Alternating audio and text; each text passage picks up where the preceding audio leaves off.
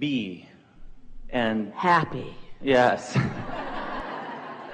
Because you can be in a lot of different moods. Be happy. Be easy on yourself. Be. Follow the path of least resistance. Follow the path of least resistance. So these signals that I'm getting, like, oh, this is the right moment, or like, oh, don't send the email right now, or go there right now, I can just play with this a little while and see. In other words, has there ever been something that you thought you should do? Yeah. And you just can't quite get to it, and finally you just do it because you're supposed to do it. That's not the path of least resistance. That's the path of most resistance. That's not going with the flow. That's going against the flow. And there are people, even in this room, who worry about this conversation because there's stuff they want you to do. They don't want you to go with the flow. Esther sometimes doesn't want Mark, brilliant Mark. Mark put all this sound system together, reconnoitered all of it, keeps it all running, trains everybody. In other words, she wants Mark to do his job. She doesn't want him out pleasing himself.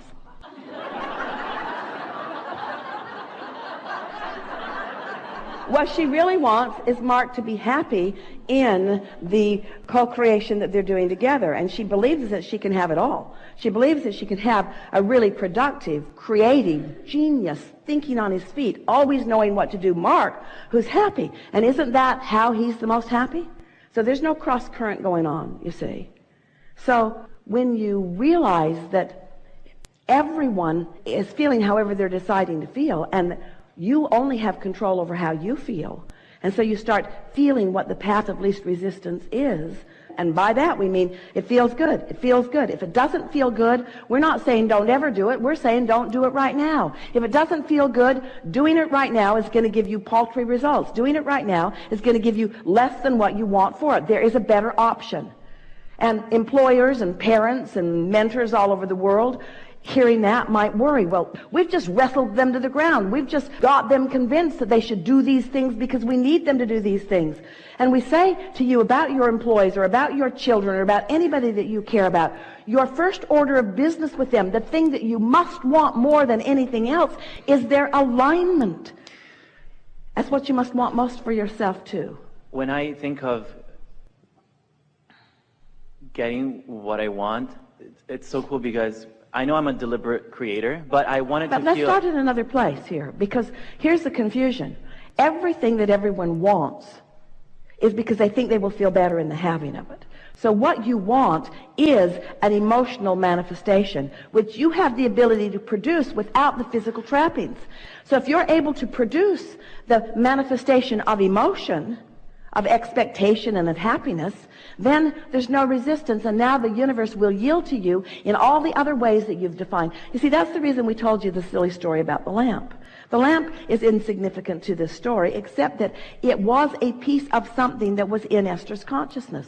There was a lamp. It was a physical lamp. It was in the closet. It's too beautiful to be in the closet. It ought to be out there where somebody's really enjoying it. She found a lamp that she likes more for the spot that she had purchased that lamp for. In other words, there isn't anything very significant about that, and yet it is a lamp that mattered to Esther in some way. And the universe does not care how big or small in the scheme of all of the desires in the world anything is, because the universe has the ability to yield it all to you. You don't have to give up something for something else.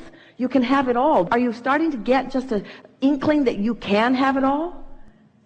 Are you standing in a place where there's so much that you want that you're not having, that these words don't mean anything to you? Or have you had enough experiences where you are understanding that there is an orchestrational thing that's going on, that you are the object of very blessed attention, and that you can have it all. You can have it all, and you can have it all the time.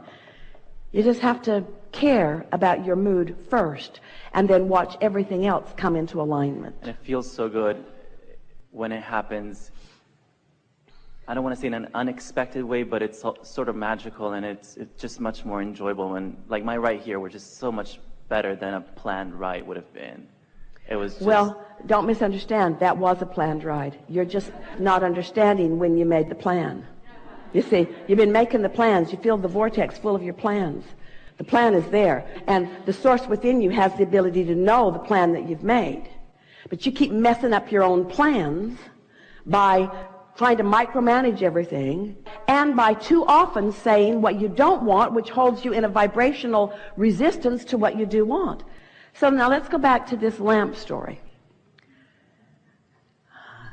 Everything around that was fun.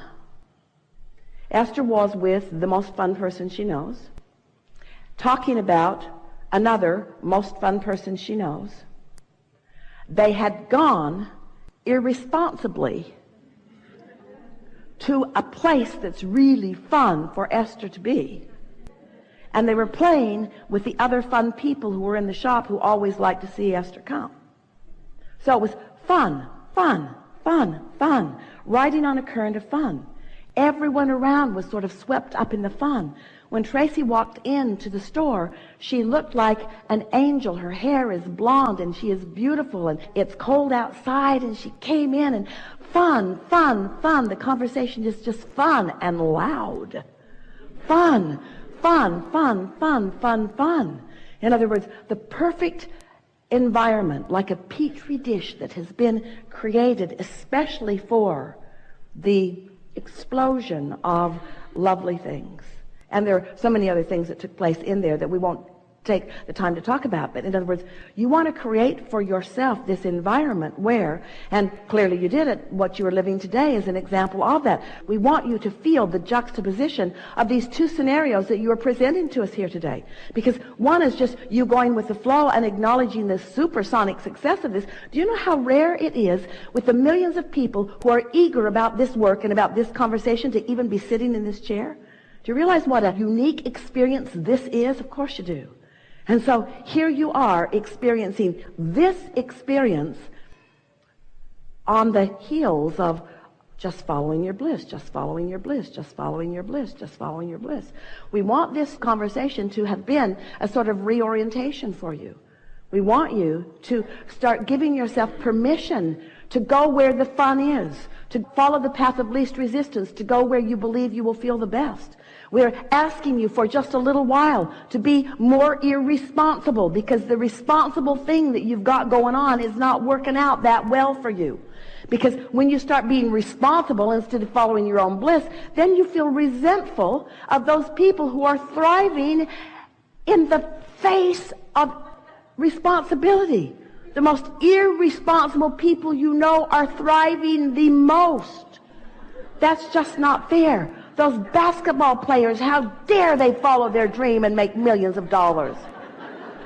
Those dropouts of college, or those that never went to college, Bill Gates, how is it that he could follow his bliss and just do what feels good to him? How dare he thrive when the rest of us are following our responsibility and doing what we're supposed to do and keeping the rules? And we say, there are some rules and some laws that your gut has been pointing you toward, that as you start listening to the way you feel, get on a rampage of fun for a little while and watch what the universe yields to you, and show yourself the ability that you have to get rid of doubt before it starts tomorrow by staying in a happy, feeling good mood.